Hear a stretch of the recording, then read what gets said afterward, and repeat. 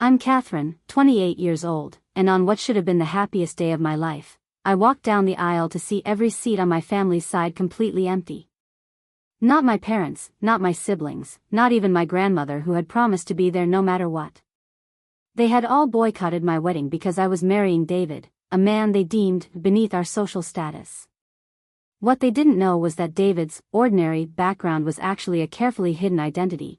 He was the heir to a billion-dollar empire who had been testing whether people loved him for who he was or what he had.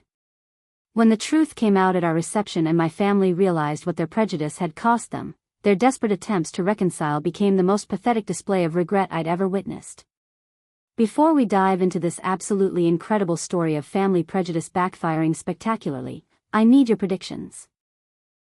What do you think happened when my family discovered they'd rejected a billionaire heir? How do you think they reacted when they realized their snobbery had cost them everything? Drop your thoughts in the comments and smash that like button because this story shows exactly what happens when people judge others based on superficial appearances. Subscribe because the way karma came from my prejudiced family is absolutely perfect. Growing up in the Hartwell family meant living under the constant pressure of maintaining appearances, social status, and what my parents called appropriate associations that would reflect well on our family's reputation in high society circles. My father, Charles Hartwell, was a successful corporate lawyer who had built his career on connections with wealthy clients and prestigious law firms. My mother, Victoria Hartwell, came from old money and had never let anyone forget her family's historical importance in our city's social hierarchy. Our family lived in the kind of sprawling estate that was designed to impress visitors and demonstrate financial success to anyone who might question our social standing.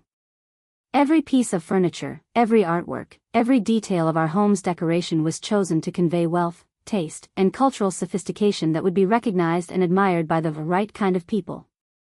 The pressure to maintain this image extended to every aspect of our personal relationships and life choices.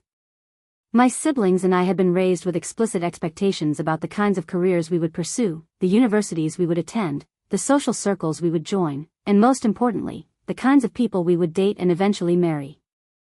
My older brother James had met and exceeded these expectations perfectly, becoming a successful investment banker who married the daughter of a prominent surgeon.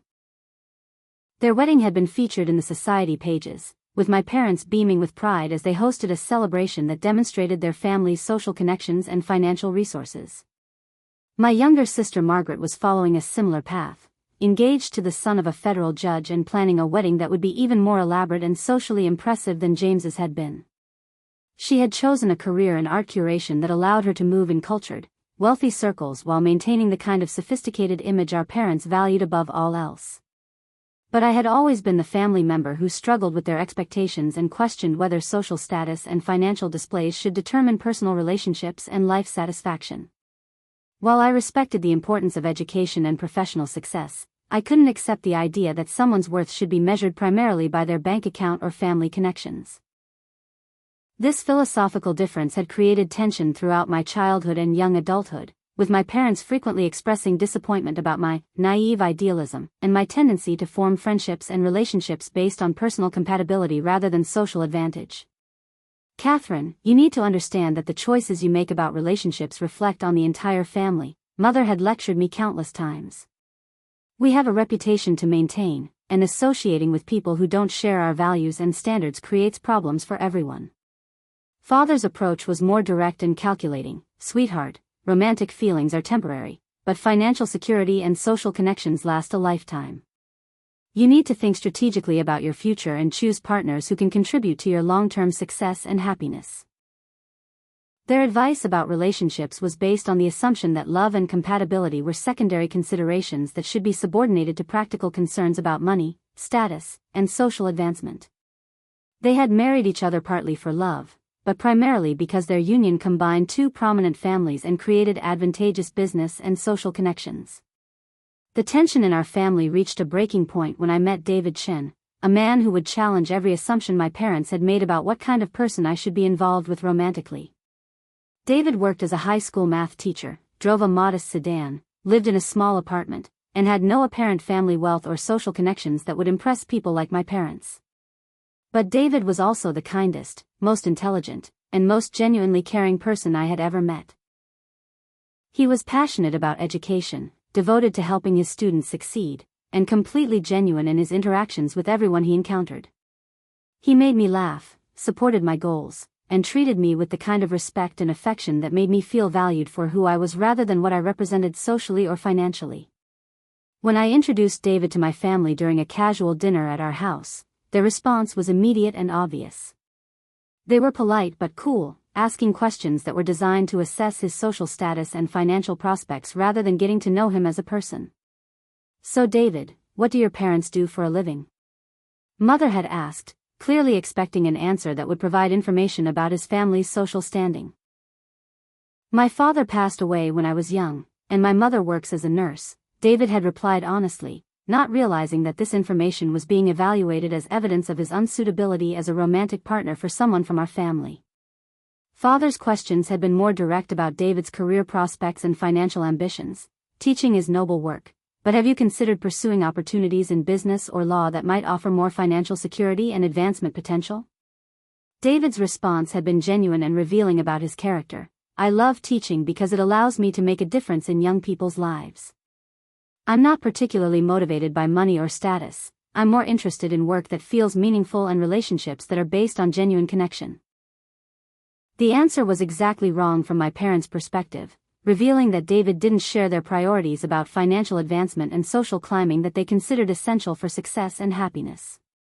After David left that evening, my parents had made their position clear. "Catherine, David seems like a nice young man, but he's not appropriate for someone from our family. You need to think seriously about whether this relationship aligns with your goals and our family's expectations." The conversation that followed was the beginning of a family conflict that would escalate over the following months as my relationship with David deepened and my parents' disapproval became more explicit and demanding. As my relationship with David continued to grow stronger and more serious over the following year, my family's opposition became increasingly aggressive and emotionally manipulative. What had started as subtle disapproval and gentle suggestions about finding someone more suitable evolved into direct demands that I end the relationship and explicit threats about consequences if I continued to prioritize David over family expectations. The campaign against David was systematic and multifaceted, involving financial pressure, social embarrassment, and emotional blackmail designed to force me to choose between the man I loved and my family's approval and support. My parents began by questioning David's character and motivations, suggesting that he was interested in me primarily because of my family's wealth and social status rather than genuine affection and compatibility. "Catherine, you need to consider that David may not be as honest about his feelings as he appears," Mother said during one of our increasingly frequent confrontations. "Young men from his background are often attracted to women from wealthy families for obvious reasons." Father's approach was more blunt. "Sweetheart, I've seen many situations where men with limited prospects pursue relationships with women from prominent families as a way to improve their financial and social situations. You may think this is love, but it could be calculation." The accusations were both hurtful and completely unfair to David, who had never shown any interest in my family's money or social connections and had actually seemed uncomfortable with displays of wealth during his visits to our home. But more damaging were my parents' efforts to isolate me from family activities and support systems unless I agreed to end my relationship with David. They began excluding me from family gatherings where David would normally be welcome, making it clear that continuing the relationship would result in social embarrassment and family division. "We can't invite David to James's anniversary party," Mother explained with false regret. "The other guests wouldn't understand, and it would create an awkward social situation that wouldn't be fair to anyone." The exclusion extended to family financial support that I had previously taken for granted. My parents had been helping with my graduate school expenses and had promised to assist with purchasing a home once I was ready to settle down. But these commitments were suddenly conditional on making appropriate choices about my romantic relationships. "We've always been generous with family support because we believed you shared our values and would make decisions that honored our family's reputation," Father said during one particularly difficult conversation. "If you're going to prioritize this relationship over family expectations, you need to understand that such choices have financial consequences."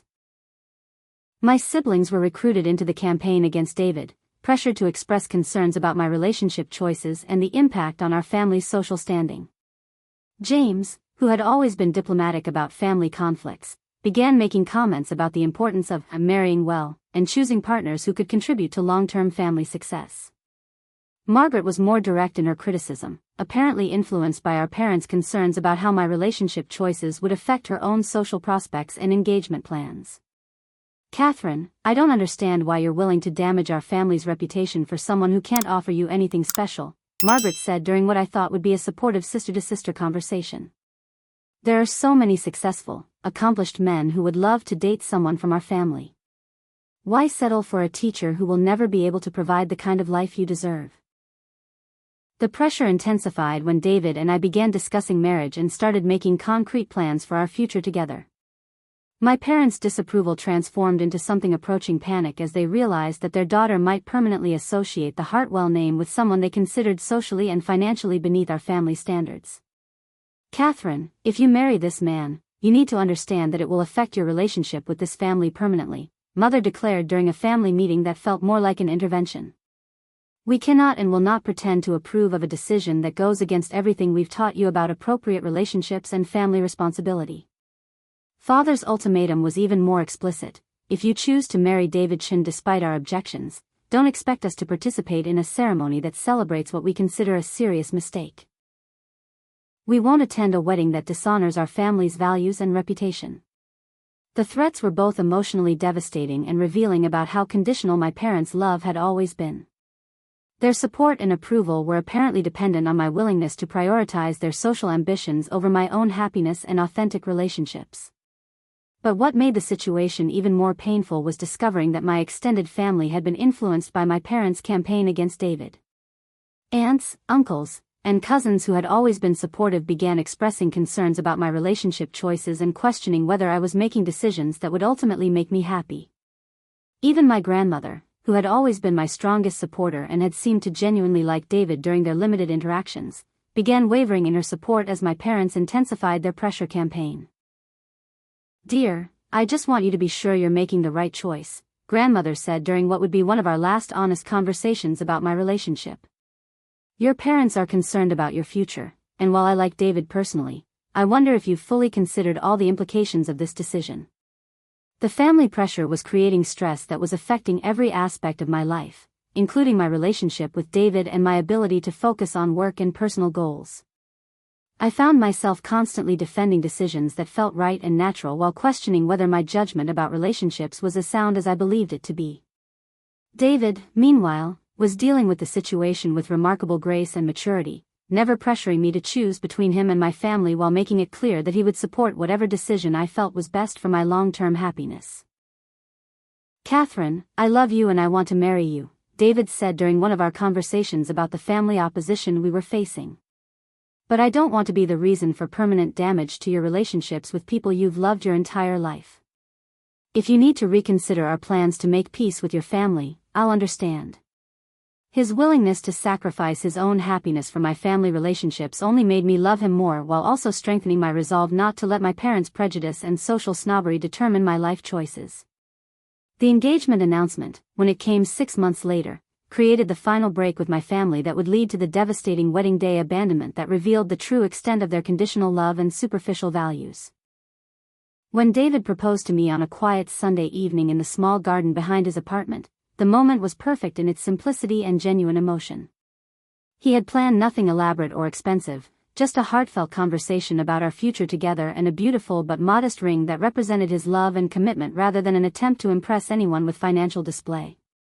"Catherine, you're the most wonderful person I've ever known," David said as he took my hands and looked directly into my eyes. "I can't promise you wealth or social status, but I can promise you genuine love, partnership, and a life built on authentic values and mutual respect." The proposal was everything I had hoped for: honest, loving, and focused on the relationship we had built rather than external expectations or social performance. I said yes without hesitation, feeling more certain about this decision than I had ever felt about anything in my life. But I also knew that announcing our engagement would trigger a family crisis that would test every relationship I had valued throughout my life. My parents had made their position clear: they would not support or participate in a marriage they considered inappropriate and damaging to our family's reputation.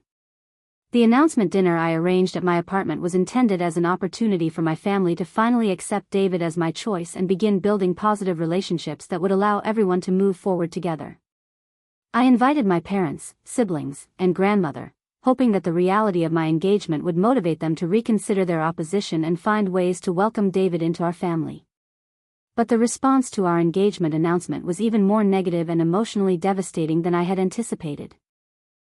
Instead of using the occasion to begin healing family relationships, my parents used it to deliver ultimatums and threats that revealed the full extent of their prejudice and conditional love. "Catherine, we cannot and will not support this engagement," Father announced immediately after we shared our news.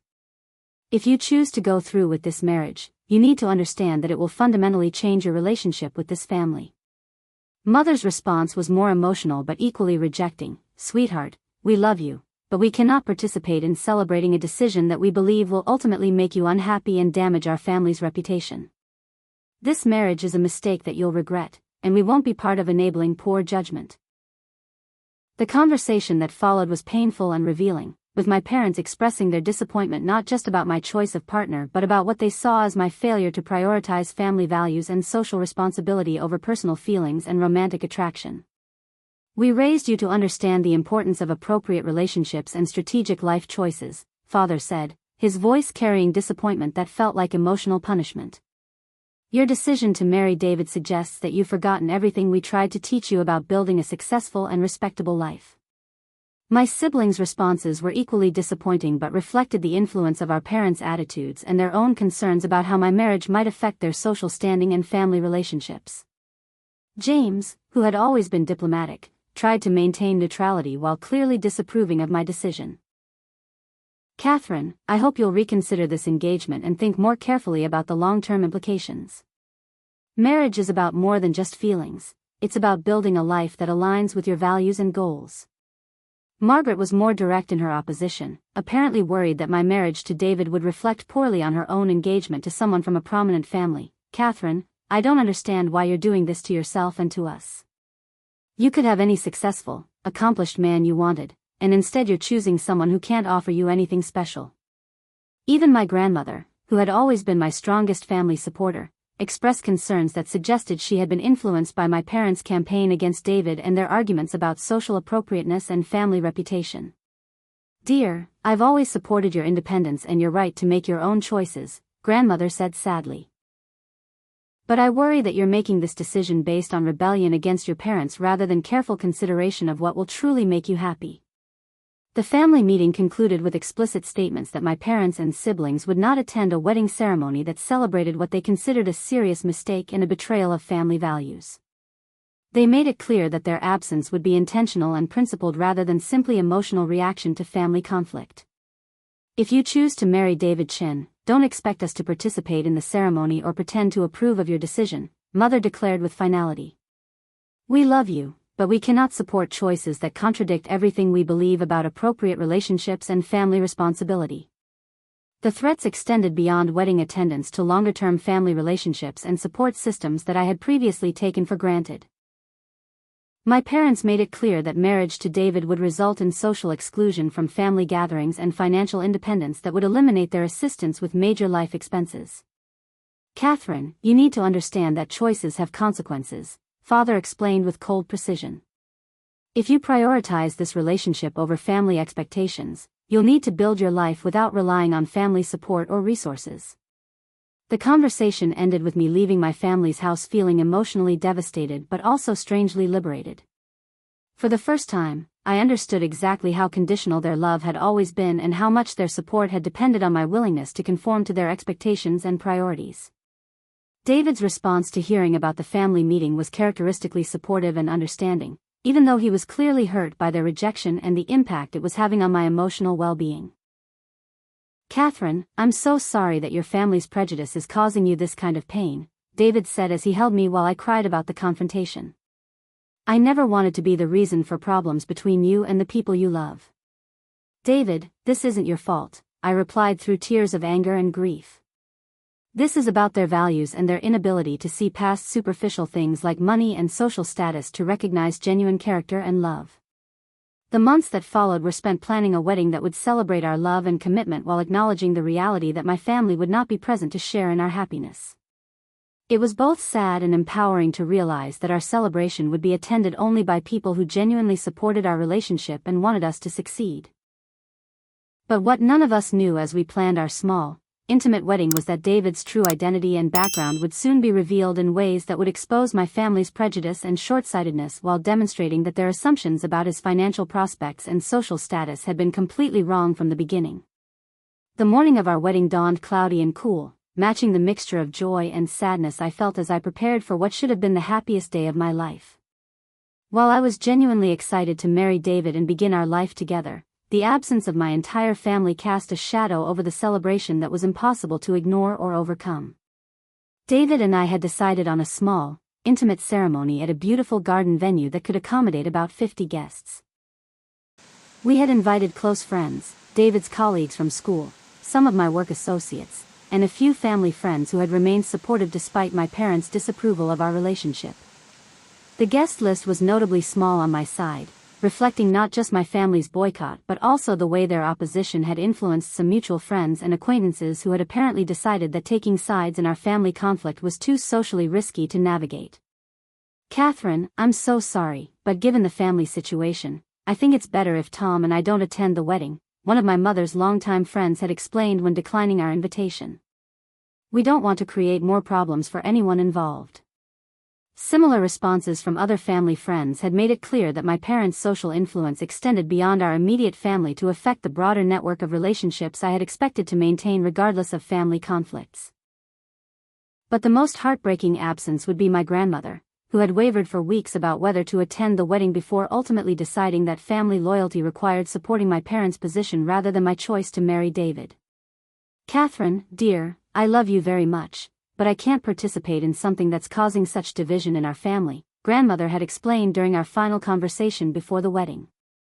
"I hope someday we can all find a way to heal these relationships and be together again." As I got ready for the ceremony with the help of two close friends who were serving as my bridesmaids, I kept hoping that someone from my family would change their mind at the last minute and decide to attend despite their previous declarations about boycotting the wedding. "Maybe they'll surprise you," my friend Sarah said as she helped with my hair. Sometimes people realize at the last minute that family relationships are more important than whatever they were fighting about. But as we arrived at the venue and I saw the seating arrangements, the reality of my family's complete absence became undeniable. The entire left side of the ceremony space, which had been reserved for my family and their guests, was completely empty except for a few friends and colleagues who had decided to sit on my side, despite having no family connection. The contrast with David's side was stark and emotional. His mother was there, beaming with pride and excitement about welcoming me into their family. Several of his siblings and their spouses had traveled from out of state to attend our wedding. His colleagues from the school where he taught had come to celebrate with their friend and coworker. David's family had embraced me warmly from the beginning, never questioning whether I was appropriate for their son or whether our different backgrounds would create problems for anyone. They had been excited about our engagement and had thrown themselves into wedding planning with enthusiasm and support that highlighted everything missing from my own family's response.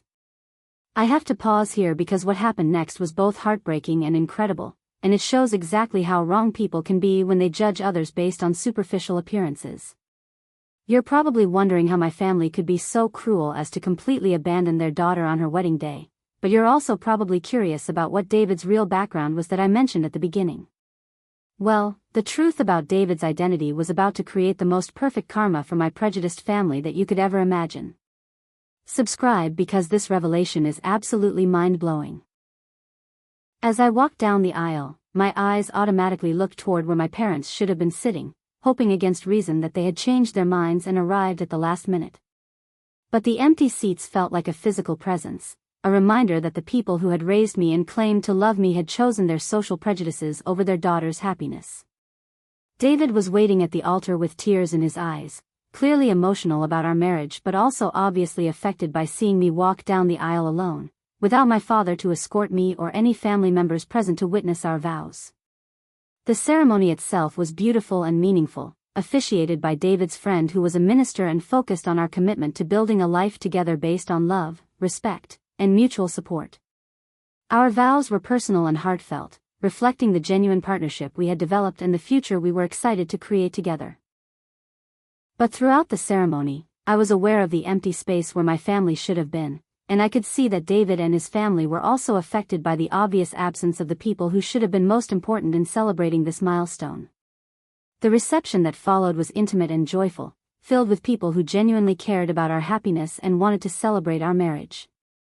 David's mother gave a touching speech about welcoming me into their family and expressing gratitude for the happiness I had brought into her son's life. Several of our friends spoke about our relationship and their confidence that we would build a wonderful life together based on the love and compatibility they had witnessed throughout our courtship. But the absence of family speeches from my side was obvious and painful, highlighting the celebration that should have been happening but wasn't because of prejudice and social snobbery that had proven more important to my family than my happiness. As the reception continued and we began the traditional activities like cutting cake and dancing, I tried to focus on the joy of being married to David while pushing down the sadness about my family's rejection and the relationships that had been damaged by their inability to see past superficial concerns about social status. But what none of us knew as we celebrated our marriage was that the revelation of David's true identity was only hours away, and that the family members who had been so concerned about his lack of social status and financial prospects were about to discover that their assumptions had been completely and embarrassingly wrong. The truth about David's background would not only vindicate my choice to marry him despite family opposition, but it would also expose my parents' prejudice and short-sightedness in ways that would make their wedding day absence look foolish and cruel rather than principled and protective. 3 hours into our reception, as David and I were sharing our first dance as husband and wife, a commotion near the venue's entrance caught everyone's attention. A convoy of expensive cars had arrived, and several impeccably dressed people were making their way toward our celebration with the kind of purposeful energy that suggested something significant was about to happen. David's expression when he saw the arriving guests was a mixture of surprise, resignation, and what looked like nervous anticipation. He squeezed my hand and whispered, "Catherine, there's something important I need to tell you about my background." I was hoping to have more time before this conversation became necessary. Before I could ask what he meant, a distinguished older gentleman who radiated authority and wealth approached us with a warm smile and obvious affection for David. "I'm sorry to interrupt your celebration," the man said to both of us, "but I couldn't wait any longer to meet my new daughter-in-law properly and welcome her to our family." David took a deep breath and began the explanation that would transform my understanding of who I had married and why my family's prejudice had been so completely misguided. "Catherine, this is my grandfather, Robert Chin, the founder and chairman of Chin Industries," David said, his voice carrying both love and apology. "I'm sorry I haven't been completely honest about my family's background, but I needed to know that people loved me for who I was rather than what I represented financially." The name Chin Industries was immediately familiar. It was one of the largest manufacturing and technology conglomerates in the world, with operations spanning multiple countries and annual revenues in the billions of dollars. Robert Chen was regularly featured in business magazines as one of the most successful entrepreneurs of his generation. As the conversation continued and more family members joined us, the full scope of David's hidden identity became clear. He wasn't just connected to wealth, he was the direct heir to a business empire that made my family's upper-middle-class success look modest by comparison. David has been testing whether people could love him for his character and values rather than his financial prospects, Robert Chen explained with obvious pride in his grandson's approach to relationships. He's worked as a teacher under an assumed name while building relationships based on genuine connection rather than social advantage. The revelation explained so many things about David that I had noticed but never questioned. His sophisticated knowledge of business and finance that seemed unusual for a high school teacher. His calm confidence in social situations that suggested familiarity with elite environments. His complete lack of concern about money and status that had puzzled my parents and made them question his ambition and prospects. "Catherine, I fell in love with you because you were genuine, kind, and unimpressed by material things," David said as he held my hands and looked directly into my eyes. "I knew from our first conversations that you valued character over wealth and authenticity over social performance. That's why I wanted to marry you regardless of your family's opposition." But the most significant aspect of the revelation was understanding that David had been fully aware of my family's prejudice and social snobbery from the beginning, and that their rejection of him had been based on exactly the kind of superficial judgment that he had been testing for throughout our relationship. I've met many families like yours, Robert Shin said with diplomatic but pointed directness. People who are so concerned about social status and financial appearances that they can't recognize genuine worth and character when they encounter it. As word of David's true identity spread through our reception guests, the reaction was a mixture of amazement, admiration for his character test approach, and growing understanding of how completely my family had misjudged the situation. David's colleagues from the school where he taught were particularly moved by learning about his background and his choice to work in education despite having other options available to him. David is the best teacher we've ever had, said his department head, who had arrived at the reception not knowing about David's hidden wealth. Now I understand why he was never interested in discussing salary negotiations or advancement opportunities. He was there because he genuinely loved teaching and helping students succeed. But the revelation that would have the most dramatic impact on our family situation came when Robert Shin began discussing David's future role in Shin Industries and the lifestyle that would come with accepting his position as heir to the family business empire. David has been preparing to take over significant responsibilities in our company operations, Robert Shin explained. His experience in education and his understanding of people and relationships will be valuable assets as he transitions into business leadership. The conversation revealed that David's modest lifestyle and career in teaching had been temporary choices rather than permanent limitations, and that our future together would include opportunities for wealth, social status, and cultural influence that exceeded anything my family could have imagined or provided. Catherine, I know this is a lot to process, David said as we stepped away from the crowd for a private conversation. I should have told you earlier, but I wanted our relationship to be based on love rather than financial considerations. Are you angry that I wasn't completely honest about my background? My response surprised even me with its clarity and certainty. David, I fell in love with the teacher who cared about his students and treated everyone with respect and kindness. Learning that you're also incredibly wealthy doesn't change who you are as a person, it just makes my family's prejudice look even more foolish and short-sighted. The celebration that followed our conversation was transformed by the revelation of David's identity, but not in ways that felt superficial or material. Instead, the mood became more celebratory as guests understood that our marriage was not just a love story but also a validation of the importance of judging people based on character rather than appearances. But what made the evening even more significant was the realization that my family's absence from our wedding had caused them to miss not just a celebration of love but also the opportunity to be connected to exactly the kind of wealth and social status they had always prioritized above genuine relationships and moral values. Their prejudice had caused them to reject a connection to more wealth and influence than they could have dreamed of, while their daughter had married into a family that embodied the success and sophistication they had spent their lives trying to achieve. News of David's true identity and our marriage into the Chin family empire reached my parents within hours of our reception, spreading through their social circles with the speed that only shocking gossip about wealth and status could achieve. The very people who had supported their decision to boycott my wedding were now calling to express amazement about the business connection they had missed and concern about the relationship damage that had been done. The first contact came from my brother James, whose investment banking career had given him immediate recognition of the Chin Industries name and understanding of the massive wealth and influence that David's family controlled. Catherine, I need to talk to you immediately, James said in a voicemail message that was left on my phone while David and I were still at our reception. I just learned about David's background, and I think there's been a terrible misunderstanding about our family's position regarding your marriage. The phrase, terrible misunderstanding, was revealing about how quickly my family was trying to reframe their principled opposition to my marriage once they learned about David's wealth and social status. Instead of acknowledging that their prejudice had been wrong, they were suggesting that the situation had been based on incomplete information rather than flawed values.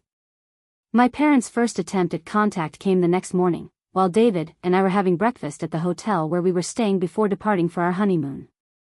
The phone call from my mother was both desperate and manipulative, attempting to minimize the significance of their wedding absence while expressing sudden enthusiasm about meeting David and welcoming him into our family.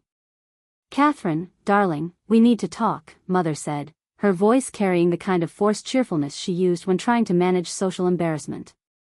There have been some developments regarding David's background that change our understanding of the situation significantly. When I didn't respond with the enthusiasm she was apparently expecting, she continued with explanations that revealed how completely her attitude had been transformed by learning about David's wealth. Sweetheart, if we had known about David's family connections and business background, our approach to your relationship would have been completely different. We were concerned about your financial security and social prospects, but obviously those concerns were based on incomplete information. The conversation that followed was both infuriating and pathetic, with my mother attempting to minimize their rejection of David while simultaneously expressing excitement about the social and business opportunities that marriage into the Chin family would create for all of us. "We're so excited to meet David's grandfather and learn about his business empire," Mother said, apparently assuming that her sudden interest would be welcome and that family relationships could be easily repaired now that David's worth had been properly assessed. Father's approach was more direct and business-focused, reflecting his legal background and his understanding of the corporate influence that David's family wielded. "Catherine, I've been researching Chin Industries, and I'm incredibly impressed by the scope and success of their operations," Father said during his attempt to re-establish contact. David's grandfather is one of the most respected business leaders in the world, and being connected to their family represents opportunities that could benefit everyone. His enthusiasm about business opportunities that could benefit everyone was particularly revealing about how he understood family relationships and the role that wealth and status played in determining the value of personal connections. But the most pathetic attempt at reconciliation came from my sister Margaret, whose own engagement and social aspirations had been affected by missing the opportunity to be connected to the Chin family fortune. "Catherine, I feel terrible about missing your wedding," Margaret said during her phone call attempt to repair our relationship. "I had no idea that David came from such an important family, and I wish I could have been there to support you and meet his relatives." Her regret about missing opportunities to network with David's wealthy family members was more obvious than any genuine concern about our relationship or acknowledgement that her previous attitude toward David had been inappropriate. The family pressure campaign that followed was both intensive and transparently motivated by their desire to gain access to David's family wealth and business connections rather than genuine regret about their treatment of our relationship. Within a week of our wedding, I received flowers, gifts, and invitations from family members who had completely ignored our engagement and wedding plans but were now eager to celebrate our marriage and meet my new husband. "We're planning a small reception to celebrate your marriage and introduce David to the extended family," Mother announced during one of her increasingly frequent phone calls. "Everyone is so excited to meet him properly and welcome him into our family circle." The presumption that David would want to meet people who had rejected him based on their assessment of his social status was breathtaking in its arrogance and lack of self-awareness. My parents seemed to believe that learning about his wealth would erase the hurt and insult of their previous behavior. But David's response to their sudden interest was characterized by the same grace and wisdom that had attracted me to him initially, combined with a clear understanding of their motivations and a refusal to be manipulated by people whose values he fundamentally disagreed with. "Catherine, I understand that your family is reaching out because they've learned about my background," David said as we discussed their various attempts at reconciliation. "But I need you to know that their rejection of me was actually a gift, because it showed me exactly who they were and what they valued." He continued with observations that demonstrated his sophisticated understanding of social dynamics and character assessment. "People who judge others based on wealth and status will never be trustworthy friends or family members, because their loyalty depends on external circumstances rather than genuine relationships." David's grandfather, Robert Chin, was even more direct in his assessment of my family's behavior and their attempts to repair relationships now that the financial implications had changed. "Catherine, I've encountered many people like your parents throughout my business career," Robert said during one of our conversations about the family situation. "They're dangerous to associate with because their support and affection are always conditional on what you can do for them rather than who you are as a person." The wisdom of his observation was confirmed by my family's increasingly desperate attempts to gain access to David and his family's wealth and influence. Their messages and invitations became more elaborate and transparent about their desire to be connected to Chin Industries' business empire. Father's approach was particularly revealing, as he began suggesting business opportunities and legal services that he could provide to David's family, apparently viewing our marriage as a potential source of professional advancement and financial benefit. "Catherine, I'd love to discuss how my law firm might be able to assist with Chin Industries' legal needs," Father said during one of his calls. "We have extensive experience with corporate law and international business regulations that could be valuable for their operations." The conversation revealed that Father was viewing my marriage as a business networking opportunity rather than a family relationship that deserved repair based on love and genuine regret about previous behavior. Margaret's attempts were focused on social opportunities and cultural connections that marriage into the Chin family might provide for her own engagement and wedding plans. Catherine, I'm wondering if David's family might have suggestions for wedding venues or social connections that could make my celebration more special, Margaret said with obvious calculation. I know they have access to exclusive venues and high society contacts that could be wonderful for someone planning a sophisticated wedding. Her request was particularly insulting because she was asking for help with her wedding planning from people she had refused to acknowledge during my wedding, and she was treating David's family as resources to be exploited rather than people to be respected. But the most revealing aspect of my family's reconciliation campaign was their complete inability to acknowledge that their behavior had been wrong or to express genuine regret about the hurt they had caused through their prejudice and wedding boycott. Instead of apologizing for their judgment and rejection, they consistently framed the situation as a misunderstanding based on incomplete information, suggesting that they would have behaved differently if they had known about David's wealth from the beginning. We just want everyone to move forward and focus on the positive opportunities that your marriage creates for the whole family, Mother said, summarizing their approach to managing the social embarrassment and relationship damage they had created. Their refusal to acknowledge wrongdoing or express authentic remorse made it clear that any reconciliation would be superficial and conditional, based on their desire to benefit from David's family connections rather than genuine recognition that their values and behavior had been inappropriate. David and I discussed their various attempts at reconciliation and agreed that our response needed to protect our marriage and his family's interests while also establishing clear boundaries about what kinds of relationships we were willing to maintain with people whose love and support were conditional on financial benefit. Catherine, I don't want to prevent you from having relationships with your family if that's what you want, David said with characteristic generosity. But I also won't pretend to be comfortable with people who rejected me based on prejudice and are now interested in me because of money. The decision we made about how to handle my family's reconciliation attempts would ultimately reveal the true extent of their character and values while protecting our marriage from people who had already demonstrated that their loyalty and affection were for sale to the highest bidder. 2 years after my family's wedding boycott and their subsequent desperate attempts to reconcile once they learned of David's true identity, the consequences of their prejudice and conditional love had become a source of ongoing social embarrassment and missed opportunities that served as perfect justice for their superficial values. David and I had established clear boundaries with my family that allowed for polite but distant relationships while protecting ourselves from people whose motivations we could never fully trust. We attended major family gatherings when appropriate but maintained our own social circle and business relationships that were based on genuine mutual respect rather than financial calculation. The contrast between our thriving marriage and my family's ongoing regret about their missed opportunities had become obvious to everyone in our social circles. David had transitioned into his role with Chin Industries, bringing the same integrity and genuine care for people that had made him an excellent teacher to his work in business leadership and community development. Our life together was everything I had hoped it would be, built on authentic love, mutual respect, and shared values that created genuine happiness rather than social performance. David's wealth allowed us to live comfortably and contribute generously to causes we cared about, but it hadn't changed the fundamental character and kindness that had attracted me to him when I thought he was just a dedicated teacher. Catherine, I'm so grateful that your family's rejection forced us to build our relationship without external pressure or expectations, David reflected during one of our conversations about how the wedding boycott had ultimately strengthened our marriage. We know our love is genuine because it survived their test of prejudice and social snobbery. Robert Chen had become a beloved grandfather-in-law whose wisdom about business and relationships had enriched our lives while also providing perspective on dealing with people whose values were fundamentally different from our own. Catherine, the most important thing I've learned in business is that character is revealed under pressure, Robert said during one of our family dinners. Your family showed you exactly who they were when they chose social status over your happiness, and David showed you who he was by choosing love over financial advantage.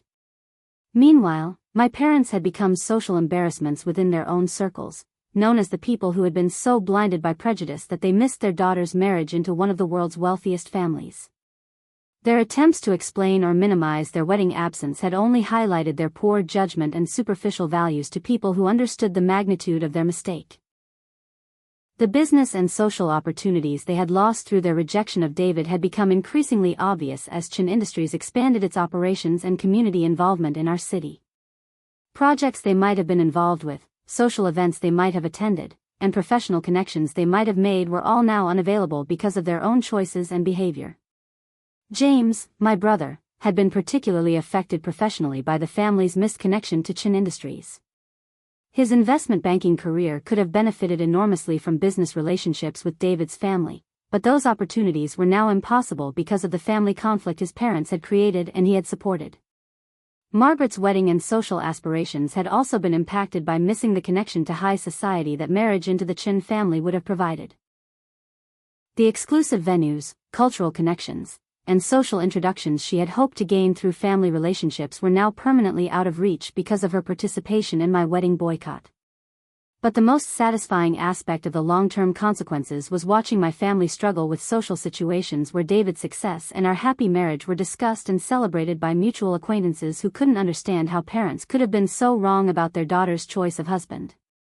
How could you have objected to Catherine marrying into the Chin family, was a question my parents faced regularly at social gatherings, forcing them to confront their prejudice and poor judgment repeatedly in public settings. Their various attempts to explain or justify their behavior only made them look worse, because any honest answer would reveal that they had rejected David based on his apparent lack of wealth and social status. Values that made them appear shallow and materialistic to people who understood the full situation. The ultimate vindication came when David and I established a charitable foundation focused on education and community development, using Chin family resources to create exactly the kind of positive impact that David had always been passionate about as a teacher. The foundation's work brought recognition and respect that was based on genuine contribution to society rather than social climbing or wealth display. We were honored by educational organizations, community groups, and business associations for work that reflected our authentic values and David's longtime commitment to helping others succeed. Catherine and David Chin represent the best of what family wealth can accomplish when it's used by people with genuine character and social conscience, said the president of our city's Education Foundation during an awards ceremony recognizing our foundation's contributions. The recognition was particularly meaningful because it validated the character-based approach to relationships that David had always prioritized and that had brought us together despite my family's opposition. Looking back on this incredible journey from family rejection to perfect justice, I realized that my parents' wedding boycott was actually the greatest gift they could have given us. Their absence from our ceremony forced us to build our marriage on authentic love rather than family expectations, and their prejudice revealed exactly who they were before we wasted years trying to win approval from people whose values we could never respect. Have you ever had family members judge your relationships based on superficial things like money or social status? How do you handle relatives who show conditional love that depends on what you can do for them rather than who you are as a person? I'd love to hear your stories about overcoming family prejudice and building authentic relationships despite opposition. If this story resonated with you, please hit that like button and subscribe to my channel. I share more stories about family dynamics, overcoming prejudice, and the importance of judging people based on character rather than wealth or status.